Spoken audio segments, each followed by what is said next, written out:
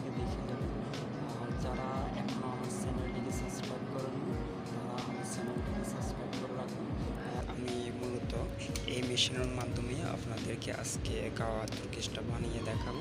তো প্রথমত মেশিনটা অনেকটাই একটা নতুন মডেলের মেশিন। এটা যখন আমি আগে কাজ করছিলাম ওই শপের মাধ্যমে আপনার মেশিনটা ছিল না, ওইটাতে একটা হিটার জগ ছিল। ওই হিটার জগের মাধ্যমে আমি ওই তুর্কিশটা বানিয়ে নিতাম। তো এখানে আসার পর দেখি যে নতুন মডেলের একটা তুর্কিশ কফি মেশিন। তো মেশিনটার নাম হচ্ছে ওকা। তো দেখুন এই বাটনগুলো হচ্ছে, এটা হচ্ছে সিঙ্গেল শট বাটন, এটা হচ্ছে ডাবল শট বাটন, এটা হচ্ছে আপনার ক্লিক।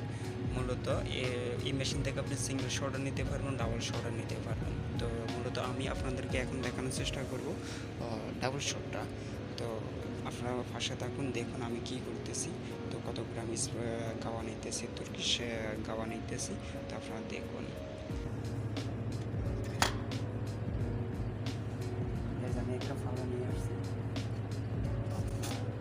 এটার মাধ্যমে আমি ডাবল শটের জন্য আমার তুর্কিশ কফি, ডাবল শটের জন্য আমি তুর্কিশ গাওয়া নিব আপনার 7.5 গাওয়া নিব আমি।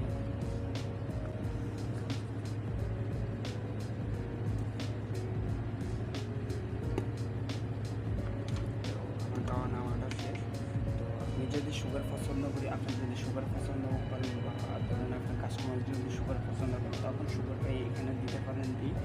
দিয়ে আপনি একসাথে সবগুলো একসাথে মেশিনের মাধ্যমে দিয়ে দেবেন। দিতেছি এই যে চিনি, এরপর যা আছে আপনার গাওয়া তুর্কিশ গাওয়াটা এইটার ভিতরে দিয়ে দিতেছি। দিয়ে বাস আমি ঢাকনাটা দিয়ে দিই। এরপর আমি একটা কফ নিতেছি, কফটা বসাই দিতেছি। বসানোর পর আমি ডাবল শটে পুশ করবো। ডাবল শটটা আমি নিতেছি, দেখুন কাজ করতেছে খুবই অটোমেটিকলি গাওয়াটাকে আপনার বানিয়ে দিবা। আমার কিছু করে নেই, বাকি কাজটা আমি আবার পরবর্তীতে দেখতেছি।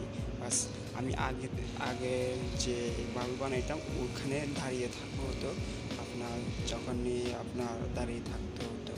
তো এখানে কোনো দাঁড়ানোর কোনো চেষ্টা হবে না, আপনি মেশিনের মাধ্যমে দিয়ে দিয়েছে, মেশিনে অটোমেটিকলি আপনাকে রিসাইকেল করে আবার বাইর করে দিতেছে। দেখুন কীভাবে বের হয়ে গেল, বাস খালাস। এখন আমার সম্পূর্ণ তুর্কিশ কফিটা খালাস। এখন আমি কাস্টমারকে এভাবে সার্ভ করতে পারি, কোনো সমস্যা নেই। যেমন এখন আমি টোটালি দিতে পারি কাস্টমারকে। দেখুন কত সুন্দর একটা মেশিন অটোমেটিকলি আপনার কাস্টমারের।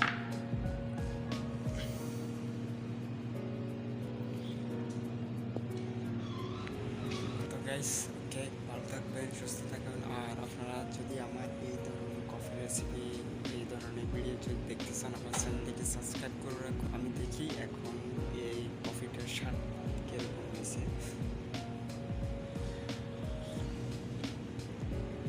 আসলে বলতে গেলে তুর্কিশ কফিটা আমি পছন্দ করি না, তারপরও আমার কাছে ভালো লাগতেছে। আপনারা অবশ্যই টেস্ট করে দেখতে পারেন।